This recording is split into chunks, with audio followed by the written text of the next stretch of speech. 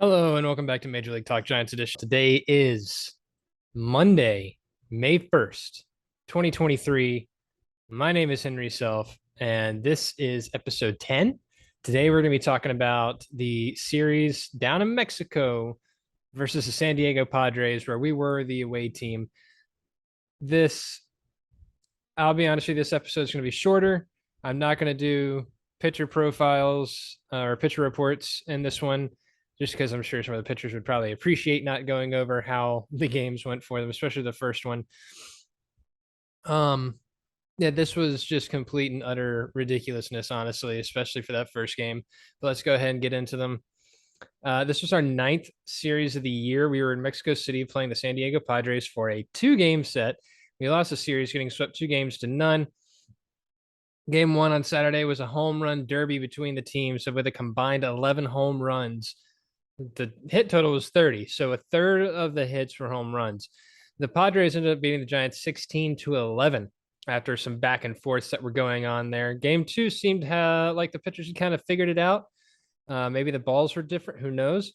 Cobb held the Padres scoreless for 4 innings before he gave up 3 in the fifth. The final was a Padres win 6-4. However, the Giants lost more than just the game, with Yaz leaving the game with a hamstring injury while he was trying to make what would have been an ending and run-saving catch on a blue pit. And we'll get to that later. The starting pitchers for each game were Minaya and Cosgrove for game one, and then Cobb and Darvish for game two. Game one, like I said, was Minaya. He, after his last start, took 2 hits, takes another comebacker, this time to his knee. And I'll be honest, in a lesser man, it would have shattered a kneecap. And he even said it felt like it had shattered his kneecap. I'm impressed that he managed to stay in and continue pitching at that point.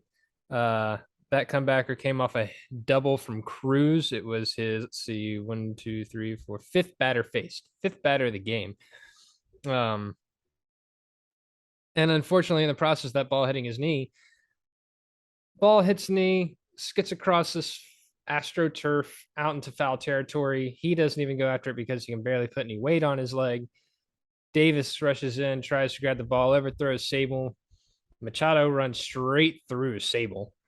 And then at that point, the second run scores Bogarts, and Cruz is standing at second. And we have to have everybody come in and take a look at Minaya because that was a hard hit ball. Hit his kneecap, and we were all kind of wondering if he was going to be able to stay, but he stayed. His final line was 2 innings pitched, 5 hits, 4 earned runs, 5 total runs, 4 walks, 3 strikeouts, and 1 home run. The lineup for our game was Wade Jr. at first, who would go 1 for 3 with a strikeout, 2 walks, 2 runs, a home run. Estrada was at second, and then he'd go to play short. He went 4 for 5 with 3 RBIs. Peterson was DHing. He went 1 for 5 with a strikeout. Davis was at third. He'd go 1 for 4 with 3 strikeouts, a walk, and he would also score a run. Conforto was in right. He went 1 for 5 with 3 strikeouts, scored 1 run. Haniger was in left field. He went 2 for 5 with a home run, 2 runs, and 3 RBIs. Yaz was in center. He went 0 for 3 with 2 strikeouts and a walk and a score. Sable was catching. He went 1 for 4 with a strikeout, a walk, a home run, 2 RBIs, and he scored twice. Crawford was short. He went 1 for 2 with a home run. That home run was probably the most interesting in the game for me. 1, because it was the first one. It opened the floodgates. 2, because if you watched it, you know exactly what I'm talking about already. Hits a home run, and I actually managed to score this one. It was a 1-2 count. Hits a home run. The first ball that he hit goes out off in the right field and over the right field wall. And to everybody, it looks like a home run.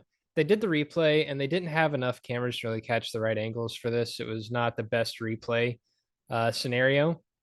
The replay also did not go to New York. This one stayed local. They brought a 5th ump specifically for replay reviews, and they kept showing the same shot over and over.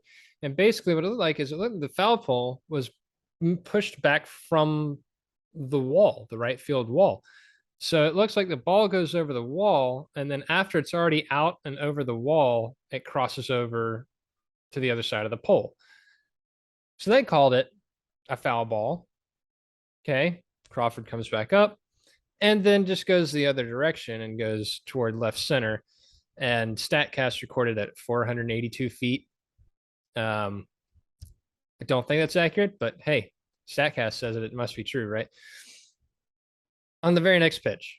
So I didn't even have to change the scorebook or anything. Just, it was a very interesting and very cool thing to see him just come back out there and say, "Well, screw it, you took one home run away from me. I'll just go the other direction." But he would end up coming out of the game. Wisely would take his spot in the batting lineup and play second. But then VR would come in to pinch hit in that spot and play second, and VR would go 1 for 3 with a strikeout and a home run. So total, our batters went 13 for 39, 12 strikeouts, 5 walks, 11 runs, 4 RBIs, 5 home runs.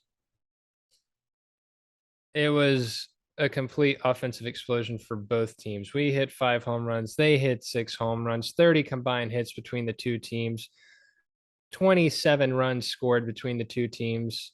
Like I said, 16-11 was the final score. We lost, but this was an absurd and just kind of an anomalous game. Let me go through the bullpen and some of the rest of the game, and then we'll get started on some of why this game is weird. Manaea got hit in the knee, so Manaea getting hit in the knee and getting hit around probably because he got hit in the knee. Let's be honest. The bullpen did have to do some work in this game. First was Junis, who pitched 2 2/3 innings, giving up 5 hits, 5 earned runs, walking 1, striking out 4. 4 of those runs were home runs. 4 of his hits were home runs. Just that was rough to watch. All the pitchers hated this game. It was terrible. Taylor Rogers came on next. He'd go 1 1/3 innings, striking out 2, walking 1, giving up 2 hits. He was the only pitcher for the Giants in Saturday's game to pitch a scoreless inning. Tyler Rogers would come on and pitch 2/3 of an inning, striking out 1, giving up 3 hits, 2 earned runs, and 1 home run. Scott Alexander would come out for the last out of the 7th, but then in the top of the 8th, he'd end up walking 2, giving up a hit, and being credited with 3 earned runs. That was kind of rough to watch because it did go from a 1-run game to a 4-run game at that point. And then Brebu would come on and he would strike out 1 and walk 2. He'd also give up a hit and an earned run. So we went from being down 12-11 to being down 16-11. And to see kind of break down that quickly for Alexander. Like I said, the actual sequence for the 8th inning: walk, 2 RBI double, and then that's when he'd get replaced. Is after that 2 RBI double. So now he's responsible for a runner on base. Brebbia comes in, gets an out, walks someone, then we intentionally walk somebody, a strikeout, and then a 2 RBI single. As for the offense, they left 7 on base, went 3 for 10 with runners in scoring position. Yaz was hit by a pitch. No one got a 2-out RBI. Peterson, Haniger, and Estrada hit doubles. The defense earned an error from Davis overthrowing to Sable. That was on that sequence where Manaea got hit in the knee, and Sable had a pass ball. Now, one thing I just want to do to really illustrate how ridiculous this game is, if anybody, like, I'm sure some of you that do listen, if you do listen, have scored games before. That's just ridiculous. The way that looks for our pitching, that just is just ridiculous. I think the least amount of batters we faced in a single inning was 5. And then we had an explosive inning. Our fourth inning was where we really exploded for 6 runs. But like I said, we only held them scoreless for 1 inning in that game. And here's the thing about this stadium. If you didn't watch the games or if you didn't listen to anything about the conditions or you don't know anything about Mexico City, because I didn't until I watched the game, the Rockies have the ballpark at the highest elevation in the States. It's Denver, it's 5,208, it's a mile high, right? Mexico City is over 2,000 feet higher in elevation than Denver. It's at 70 over 7,300 feet of elevation. So the air's way thinner. They play with an artificial turf on the ballpark. And let me tell you something. That artificial turf acts way too much like a trampoline. I believe I saw one ball bounce in the infield and then completely clear a player, like just boop, and then way over his head. And then I saw another ball skip 6 times across the outfield grass all the way back to the wall like it was a skipping stone on water. So thin atmosphere, bouncy turf. And Saturday's game was one of the worst officiated games that I've seen. And it wasn't just against the Giants, it was both sides. The ump behind the plate was inconsistent and just not accurate at all.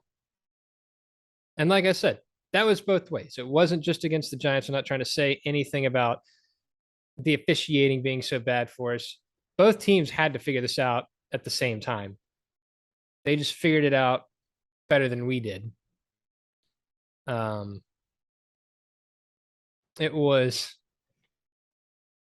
but watching 11 home runs in a single game, it was entertaining. It was fun and not fun at the same time. But just to prove a point about the officiating, we're gonna go ahead and go over the ump scorecards. Like I said earlier, I'm not doing the pitcher reports for this one because there was just a lot of pitches. Mania threw 71 pitches and only got 6 outs. Right, 71 pitches for Mania, 49 for Junis, 28 for Taylor Rogers. Tyler Rogers had the least at 11. But so for the ump scorecard, this game percentile ranking, I haven't read these off before, but this is pretty interesting. The accuracy, 6%. Accuracy above expected, 4. Consistency, 13. This is one of the bottom ranked games as far as officiating goes with regard to accuracy and consistency. Favor, 37th percentile. Expected accuracy, 44th.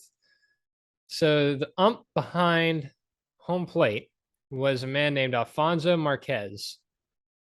His overall accuracy was 90%. Overall consistency, it says 91.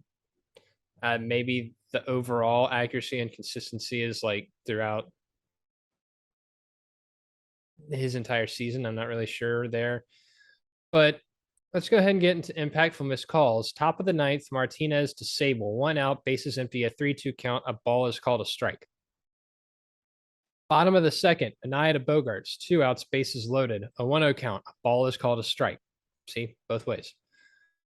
Bottom of the first, Manaya to Tatis Jr. No outs, bases empty. 2-2 count. A strike is called a ball.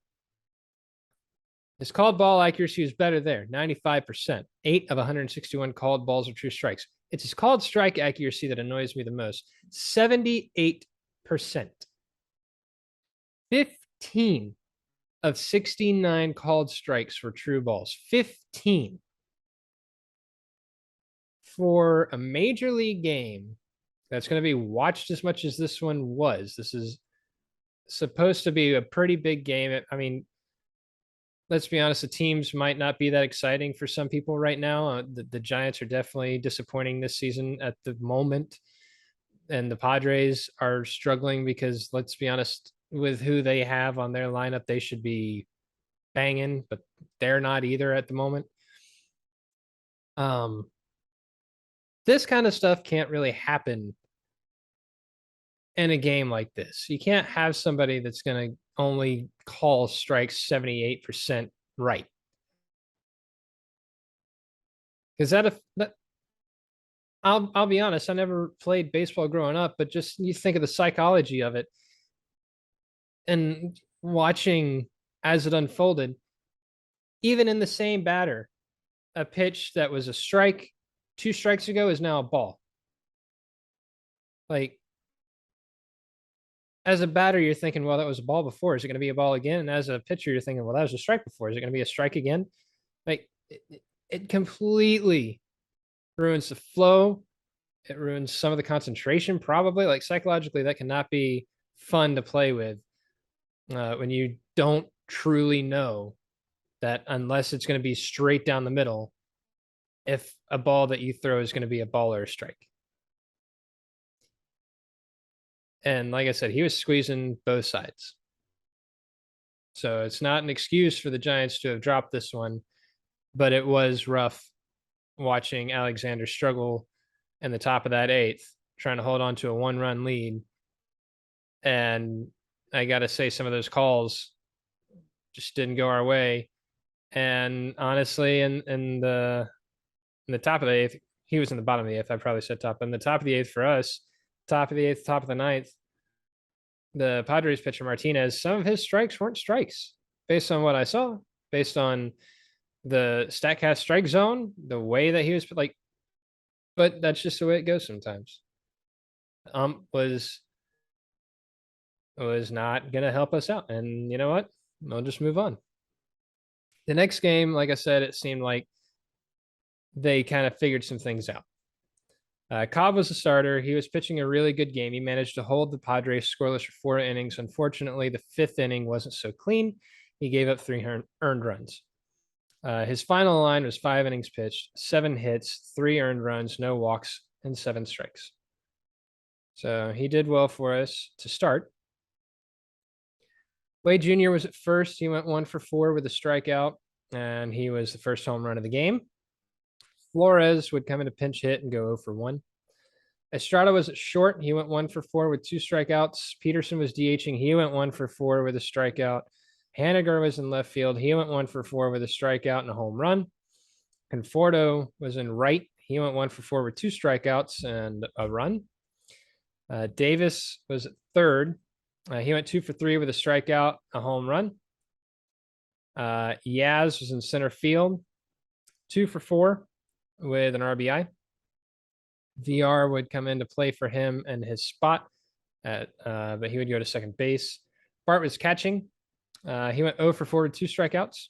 Wisely was playing second, then would go to center after we had to pull Yaz out. And Wisely would go 0-for-3 with a strikeout. Slater would come in to pinch hit for him, and Slater would go 0-for-1. So total 8-for-32, 11 strikeouts, 4 runs, 4 RBIs, 1 home run. Or excuse me, 3 home runs. Not 1, 3. For the bullpen, Alexander would come out and he had a better showing on Sunday than he did Saturday. He pitched the 6th, struck out 1, gave up no hits, runs, or walks. Scoreless inning. Nice. Reby had a great 7th. He struck out the side in order. 2 scoreless innings, maintaining that 1-run lead. Tyler Rogers comes out for the 8th inning and only gets to record 1 out. Now we're still holding on to a 1-run lead at this point. It's 4-3. And Kapler decides to pull him after only the 1 out. And here was the weird sequence. So he struck out 1, walked 1. Rogers comes out to attempt to defend a 1-run lead. He strikes out Machado, walks Soto, gives up a single to Bogarts. Okay, so now we got 2 on, runners at first and second. Kapler takes Rogers out, brings in Duvall, assuming that, I'm guessing he's just trying to get the swing and miss stuff, 103-mile-an-hour Duvall. First batter Duvall faces singles on the 3rd pitch. It was a 1-1 count. This scored Soto and moved Bogarts to 3rd. Now it's a 4-4 game. Duvall strikes out the next batter in 4 pitches. All right, so 2 on, 2 out, tie game. The next batter doubles on a 3-2 count, scoring the 2 runners on. And Nola is the final batter who flies out. Now, what really gets me about this double on a 3-2 count to score 2 runs and get them up 6-4. Remember when I said earlier that Yaz had to be pulled from the game after a hamstring injury when he was trying to make an inning ending and run saving catch? This was it. This was the batter. And it hurts more than it normally would have if it was just a regular bloop that scored 2. But the thing was, we're without Yastrzemski now, who had a hot bat for the last couple of weeks. He said that on the second step, he felt a pop in his hamstring. And so he just completely booked it and tried to lay out to at least make it mean something. And he barely missed it. The ball just glanced off the tip of his glove. And it sucks. It sucks for him. It sucks for the team. Who knows what would happen in the top of the ninth if he had made that catch? Would him getting hurt and us being still tied have done something psychologically for the team that he just laid himself out for the team? But obviously we didn't score in the ninth. Hader came out and looked better than he did last year against us. The offense left 6 on base, went 2 for 5 with runners in scoring position. Davis was hit by a pitch. Conforto hit a double. Estrada was caught stealing.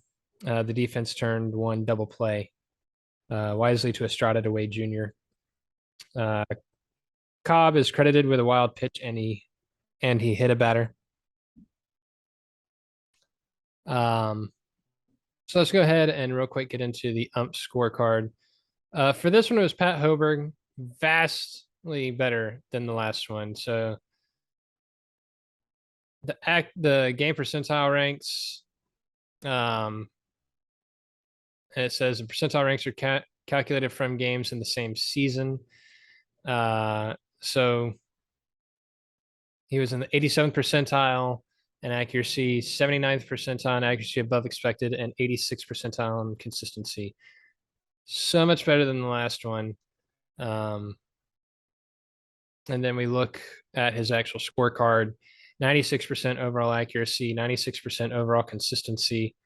He was 2% above expected. Overall favor, he was plus 0.28 runs for the San Diego Padres. Impactful missed calls. Bottom of the second, Cobb to Cruz. 1 out, bases empty. 0-2 count, strike is called a ball. Top of the 6th, Darvish to Conforto, no outs, bases empty. 1-1 count, ball is called a strike. And then bottom of the 7th, Brevia to Nola, no outs, bases empty, and 0-1 count, a strike is called a ball.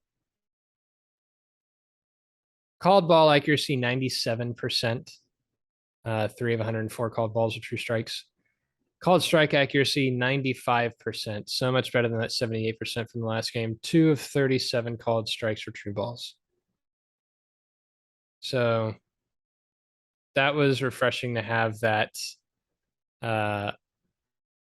behind the dish.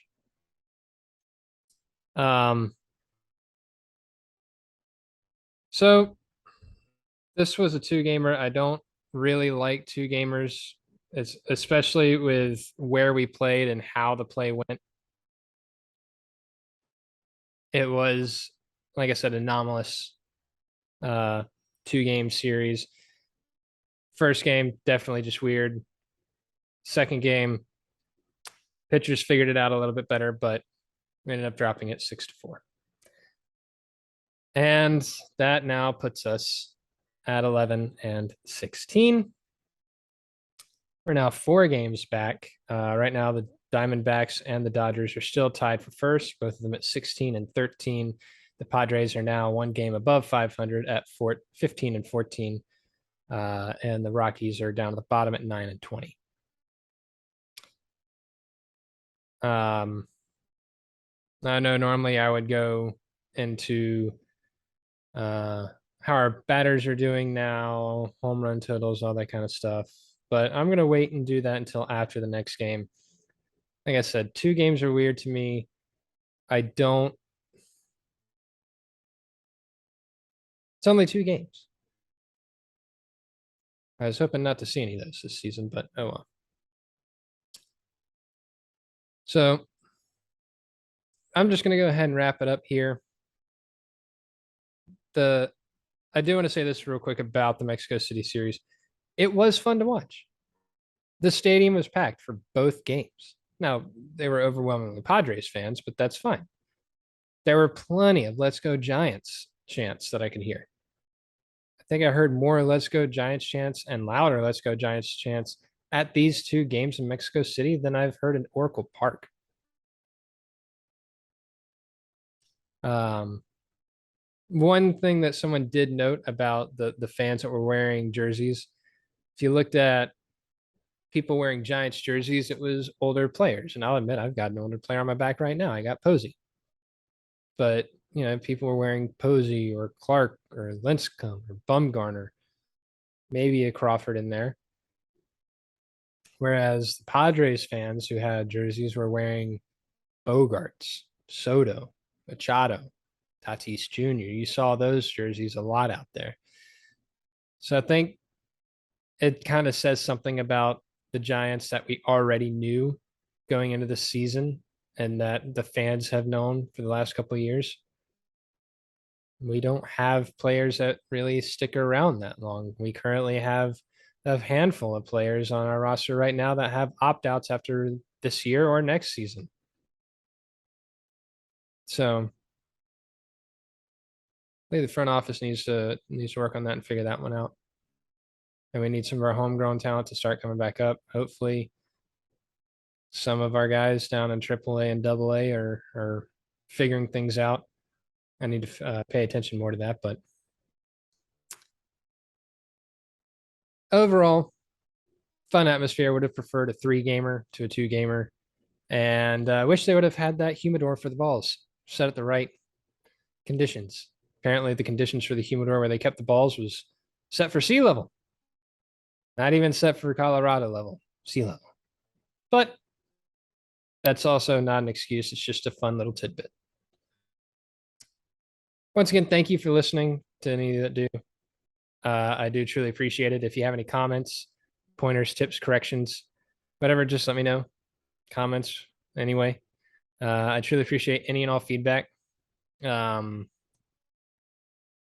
again, sources for all the info: Baseball Reference, Baseball Savant, Ump Scorecards, ESPN, and articles in The Athletic by Grant Brisbee and Andrew Baggerly, and NBC Sports Bay Area by Alex Pavlovich. I'll see you after the Astros series, and hopefully we may surprise some people. Peace.